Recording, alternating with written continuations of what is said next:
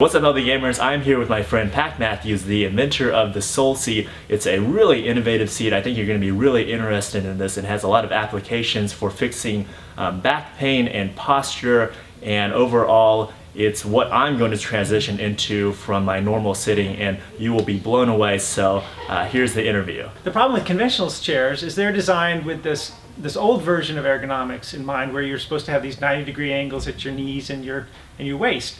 And our bodies developed through evolution primarily to sit on the floor, to sit the way I'm sitting now. So the rotation of our femur should be, a healthy rotation is about 145 degrees, which you need to sit like this. So when you sit like this, any surface is really comfy. So I can sit on concrete, on hardwood floor, and I don't need all this extra cushioning and foam that sort of robs us of access to gravity and access to leverage. So one of the first reactions we usually get from people after they've had the Soul Seat for a couple of weeks is, "Wow, my posture's better." I was a little sore for a few days, and then wasn't sore anymore. I found muscles I hadn't been using for years. In fact, our best compliment we ever got was when a Pilates instructor borrowed one, and on day 3 I called to check in on her, how she's doing. She said, "I don't know, I'm really sore in my core." So a Pilates teacher there were muscles she wasn't using because she was using a conventional office chair at her computer.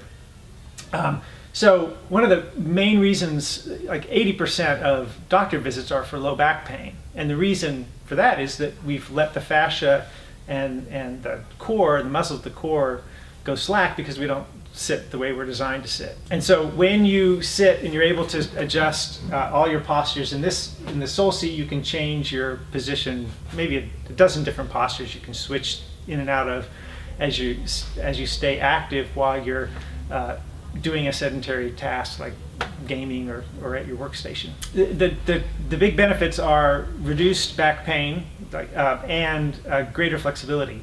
So I had one customer who's not very active. He's not a yogi at all, and he's a videographer. So six months after he started using his Soul Seat, he said, "Look, I can trim my toenails." And he just lifted his foot up like this. He'd never been able to get his foot that close to his face before. And then we've got one long-term customer. She's had hers for 3 years. Her back is, from previous accidents, is fused in 2 places, and she just won't sit on anything else. People go do other things, and they have to sit on a conventional chair for a while, and they really miss their Soul Seat. So when I demo a Soul Seat, I usually count on people gasping and having they experience pain when they see me fold my legs this way, because they say, I can't sit like that. My leg won't move that way. And the only difference between me and them is shortness of fascia and shortness of muscles. And I've managed to get mine long again. My mobility, my flexibility was pretty limited up until just a few years ago. And I was even a yoga teacher, and I couldn't sit like this easily. So, and I found out the culprit was sitting in chairs. The longer you sit, the shorter the muscles get, the more involved the fascia becomes, and at some point the fascia has more strength than your muscles, and you're really limited. It almost feels like a physical limitation of your body, because the fascia is just too short and the webbing is just too tight, and just too much of that scar tissue is built up, and really limits what you can do, and then that just creates, if you don't have the mobility in your hips, then the stress gets transferred to the knees. You have knee pain. The wrong stress gets transferred to your back. You start to have all kinds of problems in your neck and your shoulders. Sure. So if you can get that mobility that you had as a toddler, toddlers don't have any trouble sitting like this. They don't have any trouble with the Soul Seat. They know exactly what to do with it when they see it. Because you're in this posture, this leaning forward posture, you've got the spine vertical and erect. You're less likely to have your attention flag, and people report that they notice they're slouching. Where if you're in a conventional chair, it's designed to help you slouch, basically, the new steel case chair is actually making, they're trying to make it a virtue, all these different slouch positions, which is very counter ergonomic. When you have better focus, you can notice when your posture is slipping and correct it, and you stay more engaged in what you are working on. And you'll be able to notice when you need to move. Your body's not as numbed out when it's surrounded by all the cushions and the bells and whistles of a conventional office chair. All right, so can you talk me through the difference between the Soul seat and a regular chair? Okay, so if you'll see, you've got 90-degree angles, and that's about the only choice that you've got. You could fold one leg up on your knee, and you could get but this knee is still above your hip, and So and the other thing is, you'll notice you're leaning the back. Having a back on a chair encourages just to lean back, right? And so now you've got all the wrong angles of the spine. The spine's not.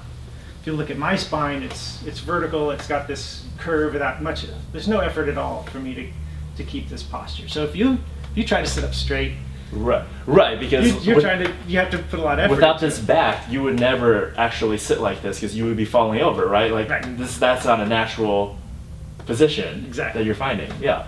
So then scoot back in your chair, and then go ahead and try to sit up straight.